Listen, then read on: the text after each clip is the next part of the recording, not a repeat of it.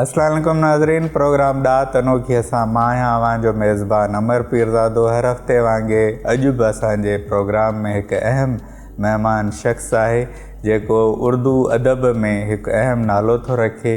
पाण शाइर आहे, पाण नावल नगार आहे, इन खां अलावा सहाफ़ी आहे। न सिर्फ़ु उर्दू अदब पर बैनुल अक़वामी अदब ते बि हिकिड़ी गहरी नज़र थो रखे। उर्दू में जेके प्रोग्राम्स था थियनि उन्हनि में हिसो वठंदो रहियो आहे ऐं इहा बि असांजे प्रोग्राम में हिकिड़ो अहम इस्म आहे त असां सिंधी ॿोलीअ सां गॾु जेको ॿियनि ॿोलियुनि में अदब लिखियो थो वञे उनखे पंहिंजे प्रोग्राम में शामिलु कयूं। ऐं हिकिड़ा अहिड़ा लेखक आहिनि जेके भली उर्दू ॻाल्हाईंदा हुजनि पर उहे असांखे प्रो सिंध लॻंदा आहिनि। उन में आसिफ़ फ़रक़ी हुजे, फ़हमीदा रियाज़ हुजे, ऐं अफ़ज़ाल अहमद सैयद हुजे, अज़रा अब्बास हुजे, अनवर सैन राय, तनवीर अंजुम हुजे। इन्हनि हल्के में हिकिड़ो असांजो ॿियो दोस्त बि शामिलु आहे जेको अॼु असांजो महिमान आहे, सैयद काशिफ़ रज़ा। काशिफ़ साहब, दिल की गहराइयों से आपको बहुत मेहरबानी। आप खुश आमदेद कहते हैं अपने इस प्रोग्राम ॾात अनोखी में। और आपसे मुलाकातें तो होती रहती हैं अदबी प्रोग्राम्स में, लेकिन आज इंटरव्यू करने का मौका मिला है तो आपसे सीखना चाहेंगे उर्दू अदब के बारे में, बैनुल अक़वामी अदब के बारे में। आपकी अपनी जो आपने तहरीर लिखी हैं उन पे गुफ्तगू होगी। तो आप जो हैं एक सहाफ़ी भी हैं और अदीब भी हैं, नसरी नज़में भी लिखते हैं, नावल भी लिखते हैं। तो फिर नसरी नज़म को ख़बर बनने से कैसे बचाते हैं? क्योंकि कहा जाता है कि नसरी नज़म अगर स्टेटमेंट बन जाए तो वो नाकाम हो जाती है, और आप क्योंकि सहाफ़त से ताल्लुक़ रखते हैं तो ख़बर देना भी आपकी एक प्रोफेशनल ज़िम्मेदारी है। तो कैसे इन दोनों चीज़ों को बैलेंस करते हैं आप? हाँ, नहीं, जो अदीब है उसका कोई ना कोई पेशा तो इख्तियार करना पड़ता है। जी जी। सबसे बेहतरीन तो ये था कि मैं सिर्फ़ अदब लिखता और कोई नौकरी वगैरह ना करता और सिर्फ़ किताबें पढ़ता, लेकिन ज़ाहिर है कोई पेशा तो इख्तियार करना पड़ता है। मेरे नज़दीक जो सही सहाफ़ी होता है वो रिपोर्टर भी होता है। तो मैं ज़िंदगी में कोई 1-2 बरस रिपोर्टर रहा हूँ, उसके अलावा मैं तो डेस्क पर रहा हूँ। तो डेस्क पर तो ख़बरों को अरेंज करना, और जैसे कि मैं टीवी चैनल में हूँ तो बुलेटिन बनाना वो होता है। तो हम जो है वो सहाफ़त, एक ऐसा आदमी जो डेस्क पर रहा हो या बाद में बुलेटिन प्रोड्यूसर रहा हो या बुलेटिन की प्रोडक्शन करता रहा हो, उसके अंदर सहाफ़त उस तरह से जज्ब नहीं होती जिस तरह के एक रिपोर्टर 24 घंटे का सहाफ़ी होता है। तो मैंने सहाफ़त कोई ऐसा मेरा तारुफ़ नहीं है, मेरे पास तो उसका कार्ड भी नहीं है, एक मुलाज़मत है। और उसकी ये पेशा इख्तियार करने की वजह ये थी कि अदब के अलावा मुझे सियासत से बहुत दिलचस्पी थी, और जो सियासी मामलात थे मुल्क के, दुनिया भर के, उससे दिलचस्पी थी। इस वजह से मैंने ये पेशा मुंतखब किया। लेकिन आम तौर पर मुझे ये तकरीबन याद भी नहीं रहता कि मैं सहाफ़ी हूँ। जब कोई पुलिस वाला मुझे रोकता है तो मुझे बीवी कहती है कि इसको बताओ, अपना कार्ड दिखाओ, तो तब मुझे याद आता है कि मैं तो सहाफ़ी भी हूँ। सही। वैसे भी सहाफ़त से बहुत लोग दुनिया अदब में आए हैं, अदब की तरफ। खुद सिंध में भी काफ़ी जो मार्केज़ सहाफ़ी था, लेकिन मुझे सहाफ़त दूसरी पसंद थी। जैसे वो हेमिंगवे सहाफ़ी था ना, तो वो वार का रिपोर्टर था, तो वो एक लंबे रिपोर्टाज भेजा करता था, और बाकी भी इस तरह के सहाफ़ी थे। तो जो अंग्रेज़ी सहाफ़त थी, और ख़ास तौर पर जो यूरोप में और अमेरिका में जो अंग्रेज़ी सहाफ़त है, उसमें एक रूम होता है कि आप अपनी जो इब्तदाई किस्म की तहरीरें हैं उनको मांझ सकें सहाफ़त के ज़रिए। तो हमारी उर्दू और मकामी सहाफ़त में कोई ऐसी सूरत हाल नहीं कि उसमें एक अच्छा लिखना वो आपको सिखा सके, इस तरीके की कोई सूरत हाल नहीं। अंग्रेज़ी में थोड़ी बहुत है, वो भी अंग्रेज़ी जर्नलिज़म आप देखें कि वो भी मर रहा है पाकिस्तान में।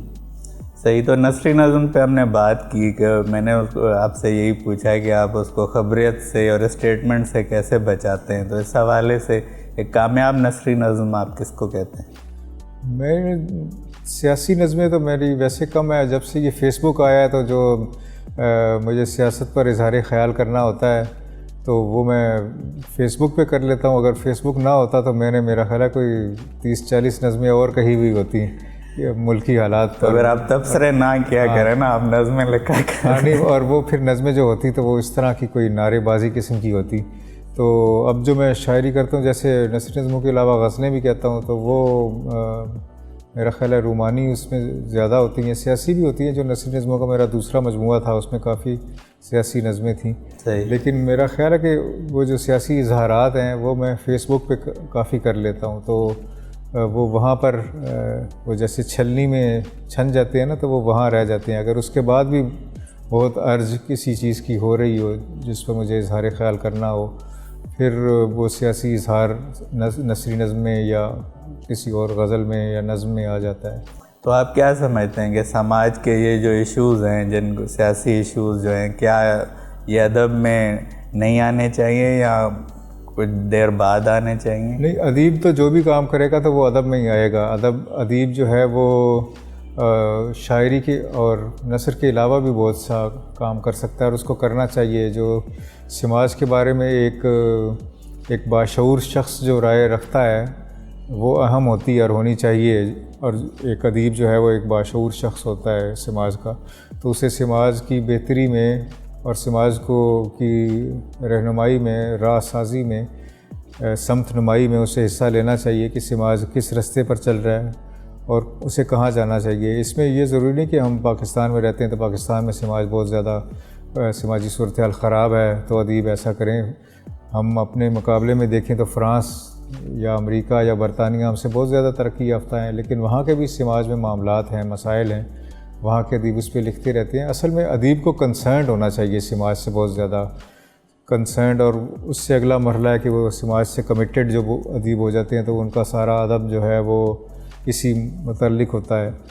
لیکن کم از کم کنسرنڈ تو ہونا چاہیے تاکہ وہ بتا سکے کہ, کیونکہ وہ ایک اور اینگل سے دیکھ رہا ہوتا ہے چیزوں کو, تو اسے چاہیے کہ ان معاملات میں کنسرنڈ رہے سماج کے معاملات سے. وہ کون سا اینگل ہے جو آپ سمجھتے ہیں کہ ایک ادیب کی نظر میں ہی ہوتا ہے جو مختلف ہوتا ہے؟ اب ادیب کے پاس اصل میں بصیرت اور ویژن ایک ہوتا ہے میرا خیال ہے, اور ہونا چاہیے اگر نہیں ہے. کچھ ادیبوں میں یہ ہے کہ وہ بہت نائیو ہوتے ہیں کہ وہ جو چیزوں کی پسندیدگی یا ناپسندیدگی ہے اس کو شخصیات سے جوڑتے ہیں کہ یہ شخص ہے, یہ مجھے اچھا لگتا ہے تو اس سے وابستہ چیزیں مجھے پسند ہیں, جو اس کے خلاف ہیں وہ ناپسند ہیں. اس کے بجائے اگر آپ اصول سے شروع کریں, شخصیت کے بجائے اصول سے شروع کریں. پہلے آپ جو ہے اپنے آئیڈیاز طے کریں کہ میں کیا چاہتا ہوں سماج میں, اس کے بعد اس حساب سے دیکھیں کہ کون سی شخصیات ان آئیڈیلز اور ان سے میچ کر ان کے مطابق کام کر رہی ہیں یا نہیں کر رہی. اس کے علاوہ ادیب کا جو مطالعہ ہوتا ہے, جو مختلف تہذیبوں کا مطالعہ ہے اس کا, تو جو دیکھتا ہے کہ کون سے سماج جو ہیں وہ بہتر ہوئے ہیں اور وہ کیوں بہتر ہوئے ہیں, اور وہاں جو تخلیقی صورتحال ہے وہ ہم سے بہتر کیسے ہے, وہاں کیا ہوا, وہاں آزاد خیالی کی روایت تھی, وہاں سیکولر روایت تھی, وہاں جمہوریت تھی, وہاں لبرلزم تھا, اس وجہ سے وہاں ادبیات اور دیگر فنون ترقی کر گئے. تو وہ یہ دیکھتا ہے تو پھر وہ اپنے معاشرے میں ان چیزوں کو ریپلیکیٹ کرنے کی خواہش کرتا ہے اور بتاتا ہے کہ اس طریقے سے ہمارا سماج بہتر ہو سکتا ہے. تو اس وجہ سے وہ سیاستدانوں سے تو بہتر ہی ہوتا ہے. آپ دیکھتے ہیں ہمارے سیاستدان تو بالکل مطالعہ نہیں کرتے, اور وہ جو ہیں وہ پیروکیل اپروچ ہوتی ہے, یعنی ان کا جو علاقہ ہے اس میں گھسے رہتے ہیں. اس سے بھی محبت کرنی چاہیے دھرتی سے, لیکن ایک آپ کا جو عالمی ویژن ہے وہ ہونا بڑا ضروری ہے. صحیح ہے. نہیں بالکل آپ نے درست فرمایا. اچھا کاشف, آپ کا ہم دیکھتے ہیں کہ ایک وسیع مطالعہ بھی ہے, اور نہ صرف اردو ادب بلکہ بین الاقوامی ادب, جیسے ابھی آپ نے اپروچ کی بات بھی کی. حالیہ ابھی نوبل پرائز ایک ملا ہے, ہانگ کانگ آئی تھنک نام ہے ان کا, جس کا اردو ترجمہ بھی ابھی حوری دانیال سے شائع ہوا ہے. تو اس ناول کے حوالے سے یا اس نوبل پرائز جو ملا ہے, ہم چاہیں گے کہ ہم ناظرین کو کچھ بتائیں آپ. اچھا, نوبل پرائز کے بارے میں میں جو سوچتا ہوں کہ میرے فیوریٹ کون سے ہیں اور کس کو ملنا چاہیے, میری نظر میں ایک کرائیٹیریا ہے, پتہ نہیں نوبل پرائز کمیٹی کا کیا کرائیٹیریا ہے. میری نظر میں ایسے ادیب ہیں, جو کچھ ایسے ادیب ہیں جو میرا خیال ہے کہ 100 سال بعد بھی یاد رکھے جائیں گے. تو نوبل کمیٹی کا میرا نہیں خیال کہ یہ نقطہ نظر ہے، اس کا چونکانے پر زیادہ ہے کہ ایک بالکل آؤٹ آف دا بلیو کوئی نام سامنے آتا ہے جو کہ اچھے بھی ہوتا ہے، اس کا فکشن اچھا بھی ہوتا ہے، لیکن میرا خیال ہے کہ جیسے افریقہ کا ادیب ہے گوگی وا تھیانگو، اس کا جو کام ہے اور جو کلونیل اور پوسٹ کلونیل کرٹیک اس نے کیا ہے، اور اس کے ناول تو اہم ہیں ہی، لیکن یہ جو اس کا کلونیل اور پوسٹ کلونیل کام ہے اور جو اس کا کرٹیک ہے، اور جیسے وہ پہلے انگریزی میں لکھتا تھا اور مشہور ہوا، مگر بعد میں وہ اپنے پوسٹ کلونیل رویے کی وجہ سے، اپنے پوسٹ کلونیل تصورات کی وجہ سے اس نے اپنی قبیلے کی زبان گیکویو میں لکھنا شروع کر دیا، کینیا کا جو ادیب ہے۔ تو میرا خیال ہے کہ اس کا بڑا امپیکٹ ہوگا نہ صرف کینیا میں بلکہ افریقہ میں، اور میرا خیال ہے 100 سال بعد بھی اس کو یاد رکھا جائے گا۔ اسی طرح جو مارگریٹ ایٹوڈ ہیں کینیڈا کی، ان کا جو کام ہے وہ بڑا سیمینل ہے،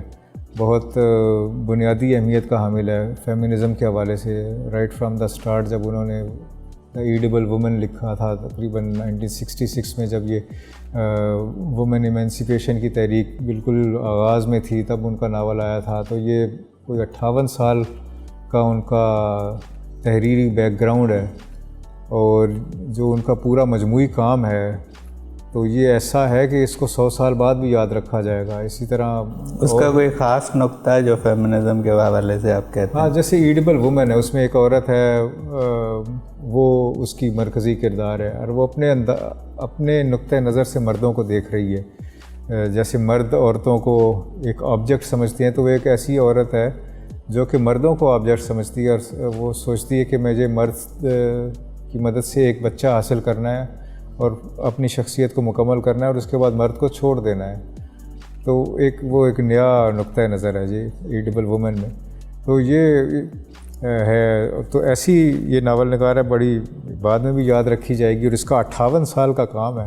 پھر اسی طرح تھامس پنچن ہے، جو کہ پوسٹ ماڈرن جو لٹریچر ہے یا پوسٹ ماڈرنزم جو ہے، اس کا بڑا اہم نام ہے کہ پوسٹ ماڈرنزم جو ہے فکشن کو کیسے ٹریٹ کرتا ہے، کیسے بہت سی چیزوں کو امیلگمیٹ کرتا ہے، کیسے بہت سے علوم جو ہیں وہ ایک ناول میں سموئے جاتے ہیں، ایک فکشن میں سموئے جاتے ہیں، کیسے بہت سے علوم اور بہت سی جو ہے بہت سی بصیرتوں کو جمع کر کے ایک کلیت بنائی جاتی ہے، ایک کل میں ترتیب دیا جاتا ہے۔ اور فکشن کیسے صرف ایک کہانی نہیں رہتا، بلکہ کہانی سے ماورا بہت زیادہ ہو جاتا ہے، اور اس میں پورا ویژن ایک ادیب کیسے پیش کرتا ہے۔ تو وہ ہے پنچن۔ اور پنچن کا یہ بھی ہے کہ امریکہ میں جو 1975 کے بعد سے جو ایک اور نسل آئی، دوسری جنگ عظیم کے لگ بھگ قریب جو پیدا ہوئے، اور اس کے بعد انہوں نے بڑے ناول لکھے، ان میں سے سال بیلو کو نوبیل پرائز ملا، ٹونی موریسن کو نوبیل پرائز ملا، اور اس کے علاوہ جو بڑے نام تھے یہ فوت ہوتے جا رہے ہیں۔ تو یہ تھامس پنچن 87 سال کا ہے، ڈان ڈی لیلو جو ہے وہ 87 سال کا ہے۔ تو یہ جو امریکہ کا جو ناول تھا، میرا خیال ہے اس سے بہتر ناول پوری دنیا میں شاید کم ہی لکھے گئے ہوں جو ان لوگوں نے لکھے ہیں، یا پورٹنائز کمپلینٹ کا جو مصنف ہے اس کو بھی نہیں نوبیل ملا۔ تو کچھ فوت بھی ہو گئے ہیں، جیسے دا روڈ کا مصنف تھا جس نے وہ لکھا تھا اپنا، جس کے اوپر ایک فلم بھی بنی تھی، بہرحال مجھے اب اس کا نام نہیں یاد آ رہا۔ تو ان کو ضرور وہ کرنا چاہیے تھا۔ اب ان کو ہان کانگ کو ملا، اس کا ناول بہت اچھا ہے، دا ویجیٹیرین، بہت ہی انٹینس قسم کی حساسیت سے لکھا ہوا ہے، اور ایک عورت کے بارے میں ہے، اور وہ یہ بتاتا ہے کہ ایک مرد جو ہے وہ چاہے عورت پر تشدد نہ بھی کر رہا ہو، اس سے ویسے نہ بھی کر رہا ہو، تب بھی عورت کے بہت سے خواب ادھورے رہ جاتے ہیں، اور بہت سی جگہوں پر وہ جو ہے وہ سیکریفائس کرتی رہ جاتی ہے، اور اپنی شخصیت کو اس نے جو مرد اپنی شخصیت کو فروغ دیتا ہے شادی کے بعد بھی، تو عورت میں اس کے یہاں ایک رکاوٹ پیدا ہو جاتی ہے۔ تو اس نے بڑی حساسیت سے یہ ناول لکھا ہے۔ لیکن جیسے کہ میں نے کہا کہ مارگریٹ ایٹوڈ کا کام تو 58 سال کا ہے، اور اس طرح کے اچھے ناول اس کے اور بہت سے ہیں۔ تو یہ کیا بھی جا سکتا ہے اعتراض کہ نوبیل کمیٹی جو ہے وہ لوگوں کو چونکانے پر زیادہ یقین رکھ رہی ہے. اس سے بہتر جو بکر پرائز ہے اس میں جو نئے نام سامنے آتے ہیں وہ بعد میں یہ نوبیل کی جو شارٹ لسٹنگ اور نوبیل کے جو نام آ رہے ہوتے ہیں ان میں ان کے نام آتے ہیں, تو وہ بڑے اچھے نام ہوتے ہیں. میرا خیال ہے کہ وہ جو انعام ہے بکر پرائز وہ زیادہ وقت اختیار حاصل کر رہا ہے. چلیں کاشف, اسی گفتگو کو جاری رکھیں گے. ناظرین, وقت थियो आहे हिकु नंढी साईअ जो. साईअ खां पोइ काशिफ रज़ा सां वरी गुफ़्तगूअ जो सिलसिलो हितां ई जोड़ियूं था.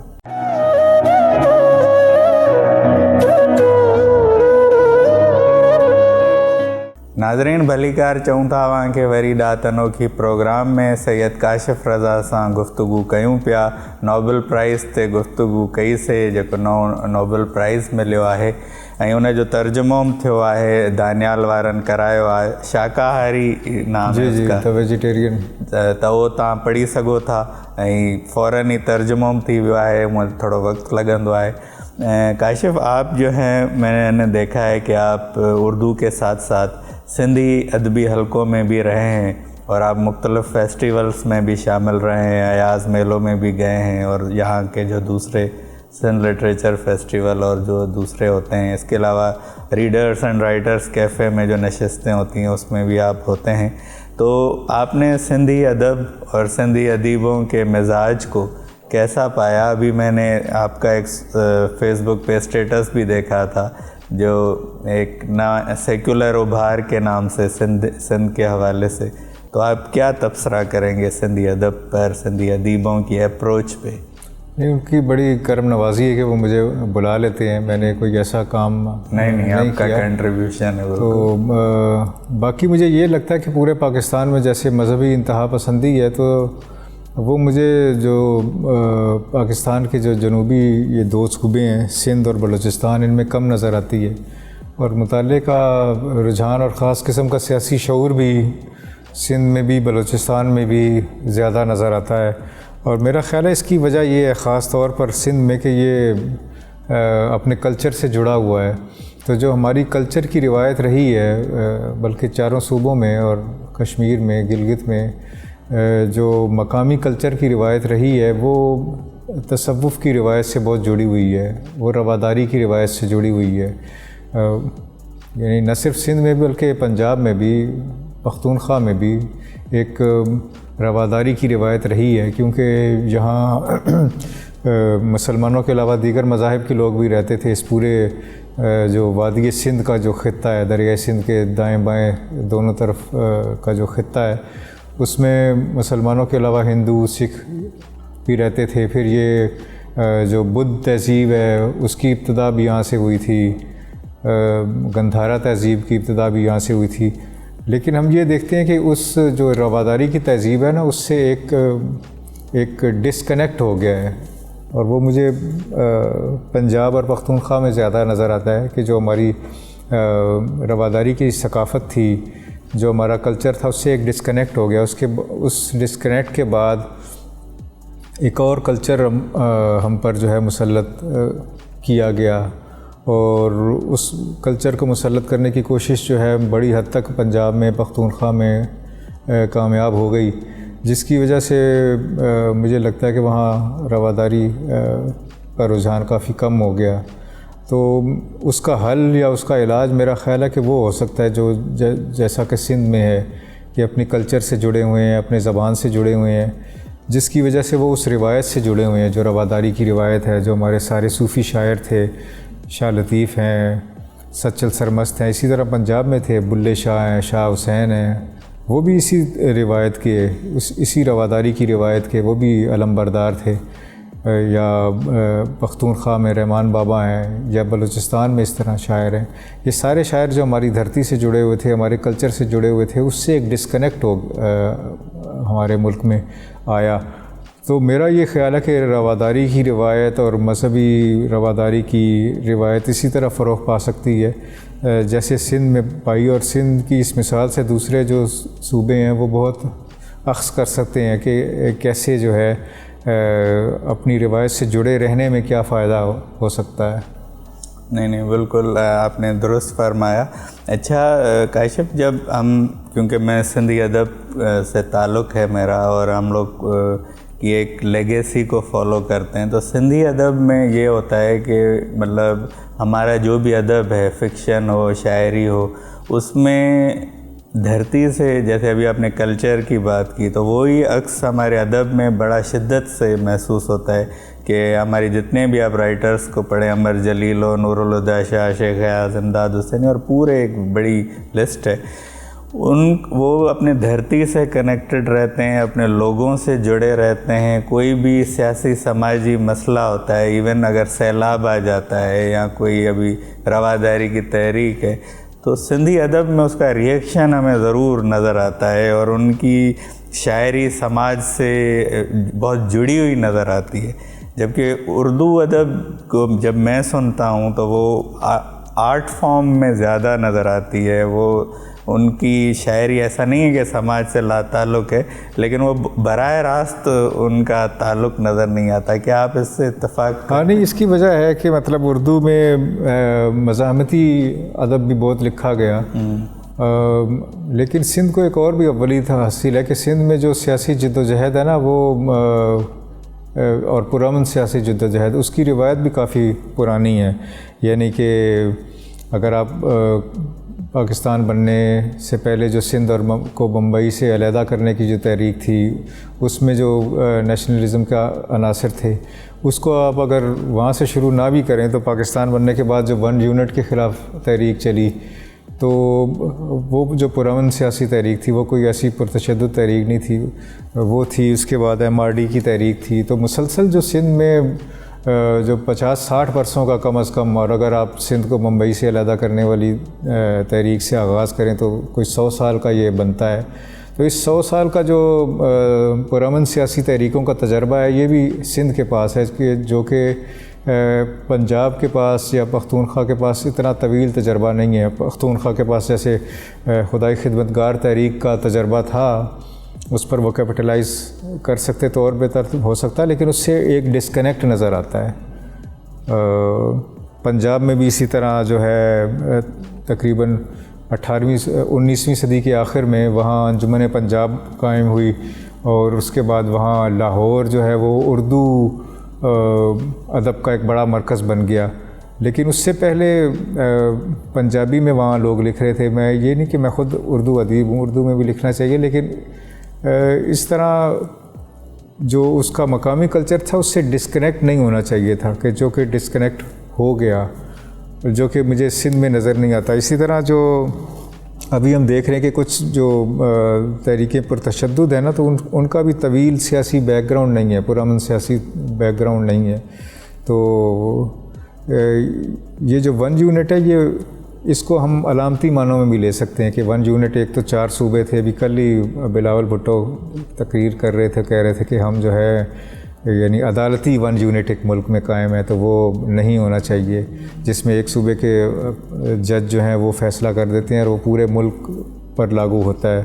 تو اب ایک آئینی عدالت بنانے کی جیسے کوشش کی جا رہی ہے کہ جس میں 4 صوبوں کے جج ہوں. تو یہ ایک 1 یونٹ ایک علامت بھی ہے کہ پورے ملک کو ایک انداز سے دیکھنا. اور یہ صرف پاکستان میں مسئلہ نہیں ہے، انڈیا میں اروندھتی رائے اس کے بارے میں کافی لکھتی رہتی ہے کہ یہ جو 1 انڈیا کا تصور ہے، تو یہ بڑا لیتھل ہے. جو چھوٹی ریاستیں ہیں، چھوٹی زبانیں ہیں، ان کے لیے کہ آؤ ہم سب جو ہیں مرج ہو جاؤ. مرج ہیں، وہ پاکستان ایک ہے، انڈیا ایک ہے، لیکن جو شناختیں ہیں، ثقافت ہے، چھوٹی شناختیں ہیں، ان کو اس میں وہ شیٹر اور سمیش نہیں کرنا چاہیے. اور کیونکہ اگر وہ ان کو سمیش کر دیں گے تو ایسے نہیں کہ وہ شناخت ختم ہو جائے گی، پھر وہ کسی اور طریقے سے اظہار کرے گی. پھر جو ہے اگر ایک شناخت پر جو کہ صدیوں سے چلی جاتی ہے، کوئی اوپری شناخت اس کے اوپر تھوپ دی جائے گی، تو پھر ایک جو ڈسکنیکٹ ہوگا اس کا نقصان ہوگا، اس سے وہ رواداری کا خاتمہ ہو جاتا ہے. جیسے پنجاب میں ایک کمپوزٹ کلچر تھا، سکھ، ہندو، مسلمان رہتے تھے. اب جب صرف مسلمان یہاں پر رہ گئے، صرف سکھ مشرقی پاکستان میں، مشرقی پنجاب میں رہ گئے، تو دونوں طرف انتہا پسندی کی روایت بڑھی ہے. جو رواداری کی روایت تھی، جو کہ صوفی شاعری کی روایت تھی، پنجابی شاعری میں بھی جو روایت تھی، اس سے ڈسکنیکٹ ہو گیا. یہاں پر بھی، وہاں پر بھی کافی انتہا پسندی ہے. یہ جو توہین مذہب کے معاملات ہیں، یہ وہاں پر بھی چلتے رہتے ہیں کہ گرو گرنتھ کی کسی نے توہین کر دی، اس طرح کے معاملات ہیں. تو یہ اس ڈسکنیکٹ کی وجہ سے ہے.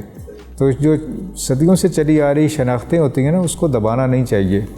کاشف آپ نے بجا فرمایا. اچھا, کیونکہ آپ نے ناول بھی لکھا ہے, تو ناول اور افسانوں کا آج کا جو جدید ٹرینڈ ہے وہ اس میں اردو ادب میں کون سے تجربات آپ دیکھتے ہیں؟ کون سی ایسی چیز آئی ہے جو اپنے ورثے سے کنیکٹڈ بھی ہے لیکن کچھ نئی بھی ہے؟ ہاں, اردو میں قیام پاکستان کے لگ بھگ یا تقسیم ہند کے لگ بھگ جو ہے افسانہ بہت ترقی کر رہا تھا. منٹو, بیدی, کرشن چندر, غلام عباس, یہ سب افسانے لکھ رہے تھے. اور اس کی وجہ یہ تھی کہ وہ دور ادبی رسالوں کا دور تھا. تو ادبی رسالے میں ناول نہیں چھپ سکتا تھا, افسانہ چھپتا تھا, اس پہ بات بھی ہوتی تھی, خطوط لکھے جاتے تھے. حلقہ ارباب ذوق یا جو دوسرے حلقے تھے اس میں ناول پیش نہیں کیا جا سکتا تھا, افسانہ ہی پیش کیا جا سکتا تھا, اس پہ تنقید ہوتی تھی. تو اردو افسانے نے بڑی ترقی کی اس دور میں, تقسیم ہند کے لگ بھگ جو دور تھا. اس کے بعد افسانے میں تبدیلی بھی آئی. جو منٹو جیسا افسانہ تھا اس کی بجائے علامتی افسانہ لکھا جانے لگا.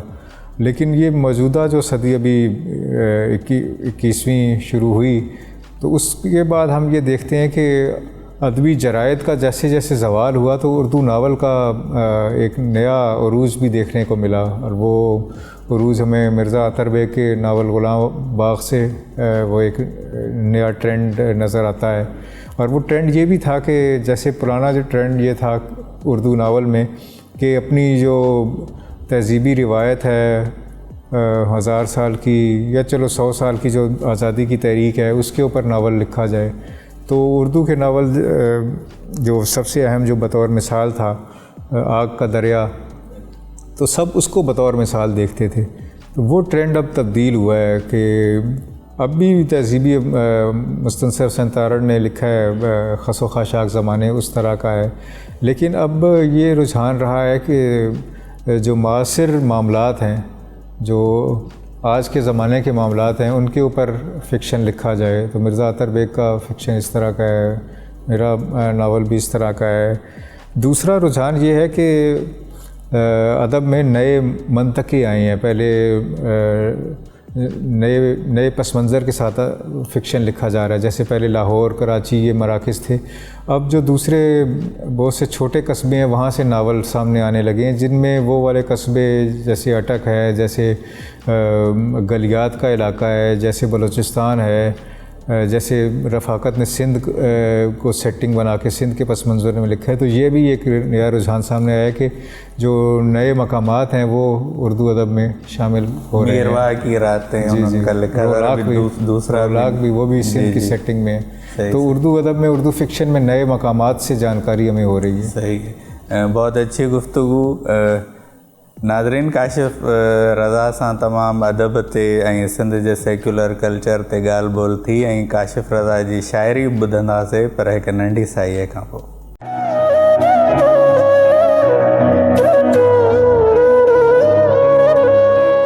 भलीकार चऊं था तव्हांखे ॾात अनोखी प्रोग्राम में साईअ खां पोइ सैयद काशिफ रज़ा सां इल्मी अदबी गुफ़्तगू हली रही आहे. ऐं काशिफ रज़ा तमामु सुठो शाइर बि आहे, नसरी नज़मनि जो, गज़ल जो, ऐं संदसि किताब शाया थियल आहिनि. ऐं हाणे असां काशिफ रज़ा खां उन जी शाइरी ॿुधंदासीं. काशिफ, मौके का फ़ायदा उठाते हैं, आप मौजूद हैं. ہاں, میں ویسے بہت بچتا ہوں شاعری سنانے سے. نہیں بالکل. آپ نے کہا ہے تو یہ جو ہم بات کر رہے تھے انتہا پسندی کی, جی تو ابھی جو رواداری مارچ جس وجہ سے ہو رہا ہے تو اسی صورتحال پر ایک میں نے نظم لکھی تھی. اچھا. جو کہ اس واقعے پر تو نہیں ہے مگر اس طرح کی معاملات پر ہے. اس کا نظم کا عنوان ہے تعزیر کے دنوں میں. واہ. اپنے جوتے کھلے نہ چھوڑیے, کوئی ان میں اپنا کتا ڈال سکتا ہے. واہ. اپنے جوتے کھلے نہ چھوڑیے, کوئی ان میں اپنا کتا ڈال سکتا ہے. اپنے ہاتھ سختی سے بند کر لیجئے, کوئی ان میں پتھر پکڑا سکتا ہے. واہ واہ. ایک کتے کو مارنے کے لیے جس کا خون آپ کی ایڑی سے بہے گا.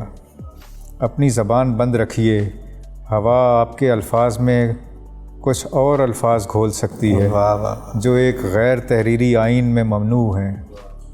اپنے دماغ کو ہر طرف سے بند کر لیجئے. نگلیریا فولیری دماغ کھانے والا امیبا ہماری آب و ہوا کے ساتھ ساتھ سرکاری پیکنگ میں بھی دستیاب ہے۔ واہ واہ، بہت خوب۔ طے کردہ حدود سے باہر اور ضرورت سے زیادہ زندہ نہ رہیے ورنہ آپ مار دیے جائیں گے۔ واہ واہ واہ، بہت خوبصورت، بہت خوبصورت۔ یہ ایک نظم ہے، ایک نام نہ رکھنے کا جرم۔ ایک شخص کا نام عبد الرحمن نہ ہونے کے جرم میں اسے سزائے موت دے دی گئی۔ آپ یقین نہیں کریں گے، آپ نہیں جانتے کتنا بڑا جرم ہوتا ہے کسی کے نام کا عبد الرحمن نہیں ہونا۔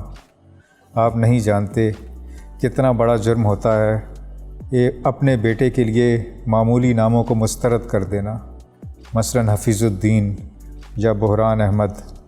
کتنی بڑی سزا دے سکتا ہے ایک باپ اپنے آپ کو اپنے بیٹے کے نام کے ساتھ صدیوں سے چلا آ رہا نام جوڑ کر۔ کیوں مار دیا جاتا ہے موسمیات چورنگی پر ایک آدمی جسے مارنے والا نہیں جانتا؟ آپ نہیں جانتے جو کچھ جانتی ہے مختار حسین زیدی کی بیٹی۔ تم مجھ سے اپنا تعارف کراؤ، ان مہین انگلیوں کے پرندے میرے ہاتھوں میں چھوڑ دو، اور اپنی خوشبو کو اتنی دیر میرے پاس رہنے دو کہ میں تمہارے بالوں اور تمہاری پنڈے کی خوشبو کو الگ الگ شناخت کر کے انہیں الگ الگ نام دے سکوں۔ میں تمہارے بہت سے نام رکھنا چاہتا ہوں کیونکہ تم یقین سے نہیں کہہ سکتی کہ شاعری تمہیں کون سے نام سے یاد رکھنا چاہے گی۔ واہ واہ، بہت خوبصورت۔ کاشف، آپ کی نئی کتاب بھی آ رہی ہے، اس میں سے اگر کوئی غزل سنائے ہمیں یا کوئی آزاد نظم۔ ہاں، میری نئی کتاب آ رہی ہے، اس کا نام ہے گل دوگانہ، تو وہ اس میں غزلیں زیادہ ہیں، تو ایک غزل میں سنا دیتا ہوں آپ کو کہ معانی کی پرستش کر رہا تھا، معانی کی پرستش کر رہا تھا میں جب تیری ستائش کر رہا تھا۔ واہ۔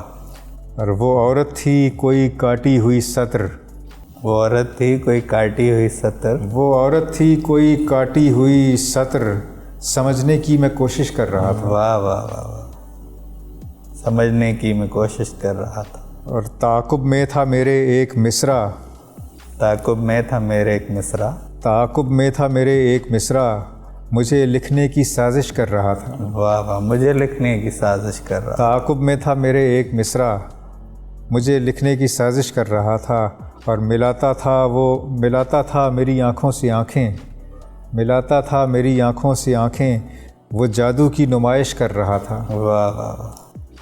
اور کوئی بادل تھا جو اس شام بے ابر، کوئی بادل تھا جو اس شام بے ابر تمہارے دل میں بارش کر رہا تھا۔ واہ واہ۔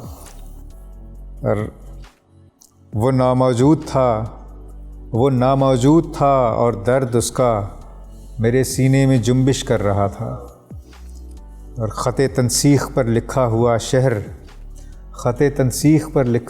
شہر پڑھے جانے کی خواہش کر رہا تھا۔ بہت خوب، بہت خوب، بہت عمدہ غزل سنائی آپ نے، اور اسی طرح نثری نظمیں بھی کمال کی تھیں۔ یہ جو ابھی آپ نے غزل سنائی، تو جیسے ہم سندھی اور اردو ادب پہ میں نے بات کی، تو اس طرح سندھی جو اردو غزل ہے وہ ہمیں بڑی رچ لگتی ہے اپنے فنی حوالے سے، اور فنی حوالے سے جتنی اردو غزل مضبوط ہے اپنے قافیے ردیفوں میں اور اپنے اظہار میں، تو اس پر کیا مطلب اردو کے جو نقاد ہیں یا جو اردو کا جو لکھاری ہے وہ اپنے فن پہ کیا زیادہ فوکس کرتا ہے؟ نہیں، مختلف مزاج ہیں اردو غزل کے۔ جو پنجاب میں غزل کہی جا رہی ہے تو اس میں فنی پختگی کی طرف اتنا دھیان نہیں دیا جاتا، اس میں تو خیر بہت کم بھی تھی۔ میری تو غزلیں جو باقی ہیں اس میں میرا خیال ہے جو اضافت ہوتی ہے وہ یا فارسیت وہ اس سے زیادہ ہے۔ پنجاب میں میرا خیال ہے زیادہ سادہ لکھی جا رہی ہے۔ ہمارے وہ دوست ہیں افضال احمد سید، وہ کہتے ہیں کہ اردو کی جو ہماری جتنی بھی مقامی زبانیں ہیں پورے ہندوستان کی، اس میں اضافت صرف اردو میں لگتی ہے، صحیح، پنجابی میں نہیں ہے، سندھی میں نہیں ہے، یہ پتہ نہیں، آپ بہتر بتا سکتے ہوں گے۔ تو اس خاصیت کو چھوڑا کیوں جائے، اس خصوصیت کو چھوڑا کیوں جائے، اس کو ترک کیوں کر دیا جائے؟ کیونکہ پہلے کافی یہ وہ چلی تھی ایک تحریک کہ اضافت کو ختم کر دیا جائے، اور بالکل سادہ الفاظ میں ہو. تو ایسا نہیں ہے کہ سادہ الفاظ میں ہم کہہ نہیں سکتے، لیکن وہ جو ہماری ایک اور روایت ہے، میرا تو یہ خیال ہے کہ جیسے کہ میں جو پرانی روایتیں ہیں یا دور تک جاتی ہوئی روایتیں ہیں ان سے مجھے دلچسپی ہے، تو اردو میں بھی ہماری جو روایت ہے اس کو شروع کیا جاتا ہے ولی دکنی سے، جو کہ کوئی 300 سال پہلے ہیں. اس سے پہلے کی جو ہندوستان میں مسلمانوں کا ادب ہے وہ فارسی میں لکھا جا رہا تھا. ہم اس روایت سے ڈسکنیکٹ کیوں ہو رہے ہیں؟ تو وہ جو اس سے پہلے 700 سال کی روایت ہے نا، تو میں تو اس کو بھی اپنی روایت سمجھتا ہوں اور اس کو پسند بھی کرتا ہوں. جو فارسی ہماری روایت تھی 700 سال کی، اور اس کے بعد بھی چلتی رہی، اردو روایت کے ساتھ چلتی بھی رہی. تو اس میں بڑے بڑے شاعر تھے، بیدل تھے، ایران سے آنے والے بہت سے شاعر تھے، جیسے عرفی تھا یا طالب عاملی تھا، یا اور بہت سے شاعر تھے جو یہاں پر آئے اور یہاں کچھ رہ گئے، کچھ یہاں سے واپس چلے گئے، اور جو درباروں سے وابستہ تھے ان کی بھی ایک روایت ہے. اور اس میں بھی اس روایت میں جو علمیت ہے، جو اس میں شعور ملتا ہے، جو اس میں تخلیقی انوکھا پن ملتا ہے، اس کو ترک کر دینے کی کوئی وجہ مجھے نہیں نظر آتی. اس وجہ سے اس سے کنیکٹ کرنا چاہیے. اچھا، پاکستان میں جو روایتیں، میرا خیال ہے کراچی میں جو روایت ہے، غزل کی روایت ہے، تو وہ جو ہماری کلاسیکی روایت ہے اس سے زیادہ جڑی ہوئی ہے. تو یہ کراچی اور پنجاب میں کچھ فرق ہمیں نظر آتا ہے. صحیح. اچھا کاشف، یہ ہم نے پچھلے 15-20 سالوں سے یہ رجحان دیکھا کہ ادب فیسٹیولز کا رجحان کراچی میں آیا. آصف فرقی نے KLF سے شروع کیا امینا سید کے ساتھ، اس کے بعد ادب فیسٹیول، پھر عالمی اردو کانفرنسز بھی 18-20 ہو چکی ہیں، ہر سال ہوتی ہے. اس طرح سندھ میں بھی سندھ لٹریچر فیسٹیول، ایاز میلو، لاہوتی میلو، خود ہم بھی انور پیرزادو میلو کرتے ہیں، اور حیدرآباد لٹریچر فیسٹیول ہوتا ہے، سراج انسٹیٹیوٹ والے میلو کرتے ہیں.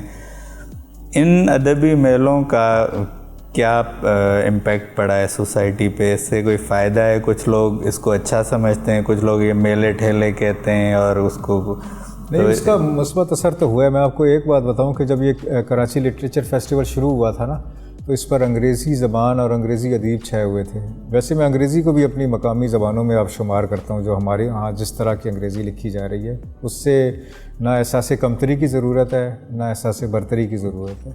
اس کو بھی جیسے دوسری زبانیں اس طرح ٹریٹ کرنا چاہیے.